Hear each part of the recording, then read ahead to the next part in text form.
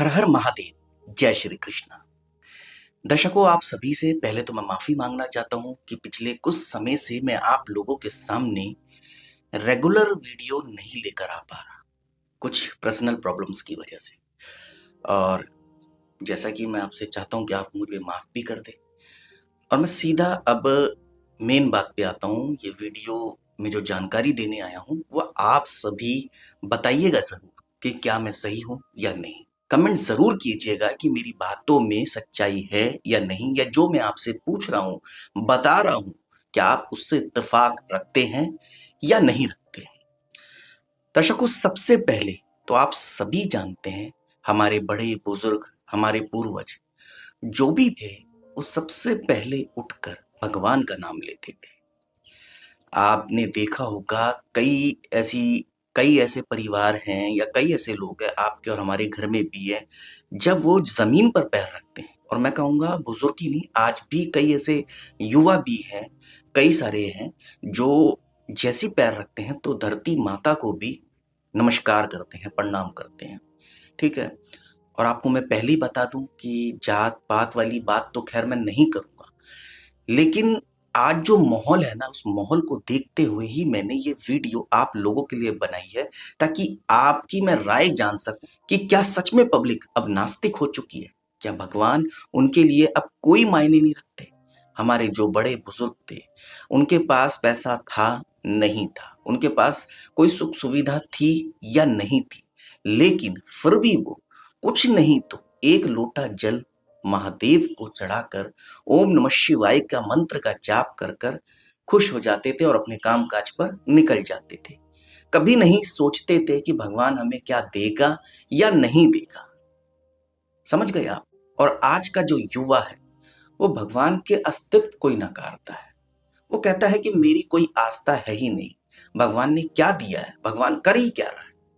अब आप सोचें, ऐसे तो कई सारे युवा हैं जिनके माँ बाप ने उनके लिए अपनी पूरी जिंदगी निछावर कर दी, लेकिन अंत में वही बच्चे जिनके पीछे माँ बाप ने अपनी पूरी जिंदगी निछावर कर दी, वो बच्चे अपने माता पिता को वृद्धाश्रम में छोड़कर आ रहे हैं, उनके साथ मारपीट कर रहे हैं। तो अगर माँ बाप भी यही कहे कि इस बच्चे के लिए हमने इतना किया और इसने हमारे लिए क्या किया। ठीक है। जैसे कई बार आजकल बच्चे, खासतौर पे युवा ही कह रहे हैं, और आज जात पात की भी बातें बहुत सारी होती है, हालांकि मैंने मना करा था कि मैं ऐसी नहीं करूंगा। ठीक है। लेकिन मैं आपको सच सच बताऊं ना, कुछ आज के समय में जेंजी जिन्हें कहा जा रहा है, आज के युवा को जेंजी कहा जा रहा है, कि वो लोग जहां भी आंदोलन कर रहे हैं, कोई भी बात करते हैं, किसी भी बातों से उनकी शुरुआत होती है, तो भगवान राम को जरूर बीच में लेकर आते हैं। पहले भगवान राम का इस्तेमाल हमारी राजनीतिक पार्टियों ने किया, देश की राजनीतिक पार्टियों ने, और ना जाने कितने सालों से करते आ भी रही है। और अब आज का जेंजी, चलिए ठीक है, मान लिया, वो अपने हर भाषण में, हर अपने मंच से भगवान राम को याद करते हैं, लेकिन आपको पता है वो याद कैसे करते हैं? सिर्फ मजाक बनाने का, उनके अस्तित्व पर सवाल उठाने का। अब आप सोचिए, हमारे बुजुर्ग जो भी थे, ठीक है, जो भी थे का मतलब थे, चाहे वो ब्राह्मण थे, जाट थे, गुर्जर थे, हिंदू थे, दलित थे, क्या, हिंदू तो सभी हैं हम लोग, ठीक है, लेकिन सबके घर में पूजा पद्धति का अपना नियम था और पूजा की जाती थी। भगवान का अपमान नहीं किया जाता था। लेकिन आप आज देखेंगे ना, और पहले के उसमें बहुत फर्क आ गया। आज पता नहीं उनके माँ बाप उनको ये समझाते हैं या नहीं समझाते। आज उनके बुजुर्ग शायद उनको समझाने लायक रह गए हैं कि नहीं रह गए हैं। आपको जो करना है वो करो, लेकिन भगवान के अस्तित्व पर सवाल उठाना। कई ऐसे युवा हैं, आप देख सकते हैं, कई सारी ऐसी रील्स वायरल हो रही है। अब तो आपको पता है सोशल मीडिया का जमाना है, स्क्रॉल करते जाओ और एक सी एक रील आती रहेगी, और आप देख भी रहे होंगे कई सारी ऐसी रील्स सामने आ रही है जिसमें भगवान राम को लेकर मजाक बनाया जाता है। वो कहते हैं जी हम तो भगवान राम को मानते ही नहीं, या कहें किसी भी देवी देवता को। क्या सो क्या आपको लगता है ये बिल्कुल सही है?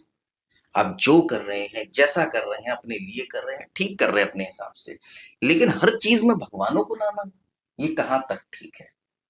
मैं काफी समय से ये चीजें देखे जा रहा हूँ, तब जाकर मैंने ये वीडियो बनाना ठीक समझा कि आप लोगों से भी पूछूं कि आपके घर परिवार में जो आपके पूर्वज युगों युगों से करते हुए आए हैं, यानी कि भगवान की पूजा पाठ, हाथ जोड़ना, सुबेरे उठकर उनको नमस्कार करना, सूर्य देव को जल चढ़ाना, शिवलिंग पर जल चढ़ाना, क्या आज वही पूर्वजों के वो वंशज हैं जो मंदिरों को तो छोड़ो भगवान के अस्तित्व पर सवाल उठाते हैं, उनको मानने से मना करते हैं, कहते हैं यार ये कुछ नहीं करते, जो करते हैं हम ही करते हैं, हम करते हैं तो हमें खाना मिलता है, ठीक है। कहने का मतलब ये हम मेहनत करते हैं तो ही हमें सब कुछ मिलता है, हमारा परिवार चल रहा है, भगवान कुछ नहीं। तो ये सच है, भगवान आपको कुछ नहीं दे रहा, आप अपने कर्मों का ही खा रहे हैं। लेकिन एक चीज बता दूं, आप चाहे दलित हैं, ब्राह्मण हैं, यादव हैं, त्यागी हैं, राजपूत हैं, क्षत्रिय हैं, जो भी है, कभी भी कोई घटना घट जाती है या कोई परेशानी नजदीक आती है तो सबसे पहले हमारे मुंह से जो एक ही नाम निकलता है ना, कि हे भगवान हमें बचा लो, या हे भगवान हमारी सुरक्षा करो, या हे भगवान हम इस चीज में सफल हो। सबसे पहले यही नाम निकलता है ना, तो फिर क्यों, मतलब एक बात बताएं, हम भगवान को भूल पूरी तरीके से भी नहीं पा रहे और भगवान का मजाक भी बना रहे हैं, ऐसा क्यों। याद रखिए, जिसने भी भगवान के अस्तित्व से खिलवाड़ की है वो खुश नहीं रह पाया। भगवान भी कहता है ना कि तुम्हें जो करना है वो कर लो, और भगवान थोड़ी आपको कहता है कि अगर आप ये सोचें कि कुछ लोगों की बनाई हुई वर्ण व्यवस्था की वजह से कि नहीं यार हमें कोई दान पुण्य करना है, हमें कोई मोती पहनना है, हमें कुछ ऐसा करना है, हमें ऐसा करना है, नहीं। अरे भगवान श्री कृष्ण तो कहते हैं मुझे इधर उधर क्यों ढूंढते हो, मैं तो तुम्हारे अंदर ही हूँ। आप अपने माँ बाप को ही भगवान समझ के पूज लीजिए। आज के बच्चे आप देख रहे हैं इतनी ज्यादा अभद्र भाषा का प्रयोग कर रहे हैं एक दूसरे के साथ, मतलब नशे में लिप्त हैं, ना जाने कैसे कैसे कपड़े लत्ते शर्म लिहाज सब भूल चुके हैं। लेकिन इन सब चीजों के बीच में भगवानों को लाना गलत है, मेरा जो मन करता है, और वो लोग ऐसा लगातार करते रहते हैं।